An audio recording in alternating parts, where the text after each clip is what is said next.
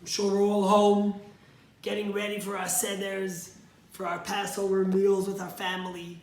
For us at home here, it's a little interesting because it's just family and we're not used to this. We usually do a communal Seder with our friends, with our community, with those that need a place. But we know that although we won't be together physically, we will all be celebrating together. As I wrote to you today in my email from the thought of the Baal Shem Tov, that when you think about someone, you're connected to them and you're with them. We're all going to come home tonight. We're not going to come home, we're going to be home, but we're going to put on our finest clothing and we're going to bring out our most beautiful silver, and we're all going to have 3 beautiful matzah at our table and a Seder table plate, and we're going to have delicious wines and meal and brisket, and hopefully we'll be surrounded by some of our loved ones and we'll celebrate together. And we'll ask the question, Ma nishtana halayla hazeh mikol halaylos. Although we will ask the question, why is this night different than all other nights, we'll know that the answer is clear. We are sitting alone without our loved ones. We're in quarantine, socially distant from those we love most. But the rabbis tell us, why is this night different than all other nights? It's also a metaphor. It's a question we ask the Almighty. Night represents exile. Day represents redemption. And the Jewish people cry out to God and we say, Ma nishtana halayla hazeh mikol halaylos. Why is this night? Why is this exile? Why is this suffering so different from all other? We've been through Egypt, we've been through the Romans, we've been through the Greeks, but never have we been in exile for so long. It's 2,000 years that the Jewish people are in exile, going from land to land, from place to place. And although even today we're in Israel, we still don't have redemption, and there's so many people in pain. So many people lost their loved ones, and that's why we cry out to God, not just a question, but we say, Ma nishtana halayla hazeh mikol halaylos. When we'll sing it tonight, we'll think to ourselves and we'll cry out to God, why does it have to be so different? Why does it have to be such a dark night? Why does there have to be so much suffering, so much pain, so much crying? But we'll also, at the end of the Haggadah, we will cry out together, Lishana haba b'Yerushalayim. Because although from the depth of our heart we have pain, from the depth of our hearts we'll be crying for an end to suffering. With that cry, with that pain comes a tremendous hope and faith in God, that as Jews eating the matzah, which is bread of healing and bread of faith, that we know Lishana haba b'Yerushalayim, that next year in Jerusalem, not just literally, but metaphorically, we'll be in a better space, in a better headspace, with better blessings, with happiness and joy, surrounded by so many other loved ones. One of the favorite things we do during the Haggadah is we sing the Dayenu. And some people say that the reason we sing Dayenu, which means enough, is because everyone around the Seder looks at the guy leading the Seder. He hasn't stopped talking all night. He hasn't stopped reading, and they want the brisket. They want the fish. They want the salad.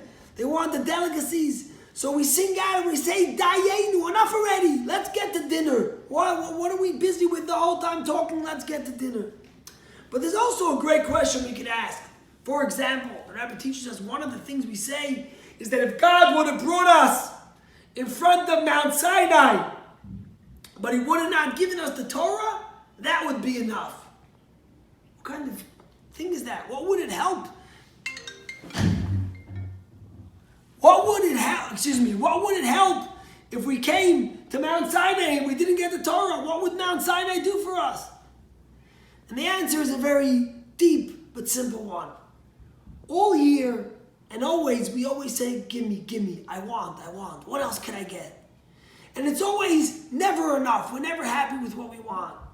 Passover by the Seder, when we're surrounded by our loved ones and we're supposed to be in a mindset of freedom, of happiness, of joy, we say, God, Dayenu. Even if you just took us to Mount Sinai and you didn't give us the Torah, even if you took us into the Holy Land of Israel, but you didn't build the temple, all these things logically, one without the other, doesn't make sense. But Dayenu, I want you to know that we're grateful and we're thankful for every single step of the way.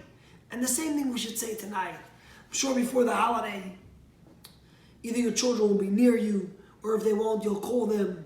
You'll FaceTime with them. You'll bless them. And then we can turn to God and say, Dayenu. If I have my health, if I'm able to sit by the Seder and eat the matzah and the maror, remember the affliction, remember the suffering, yet celebrate, then Dayenu. Yes, we want L'Shana Haba B'Yerushalayim.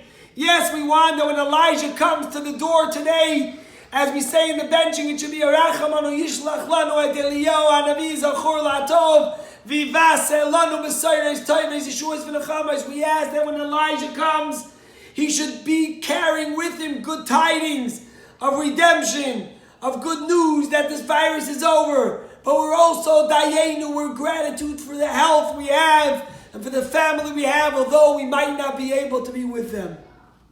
For me, in a few hours, I'll be shutting off my phone for 3 days because we have the 2 days of the holiday and then Shabbos. And some people say, Rabbi, I see you on your phone. You're on your phone 24/6. You're always calling, texting, responding, emailing. How are you going to survive 3 days without a phone? And I want to tell you, it's the best blessing. You open up your phone today, you get news that's downtrodden, news that's gloomy. You forward a WhatsApp from this one to the next one. You're looking all around the world instead of right around you. So I want to say Good Yom Tov to you guys and Good Shabbos. May it be a happy and a kosher Passover. I will disconnect soon and we'll reconnect on Saturday night, Sunday. And together we will have good tidings of L'Shana Haba, of health, of happiness, and hopefully we'll enjoy our Seders. And next year we will have a big Seder together without social distancing. Yerushalayim Habnuya, in the rebuilt Jerusalem. Amen.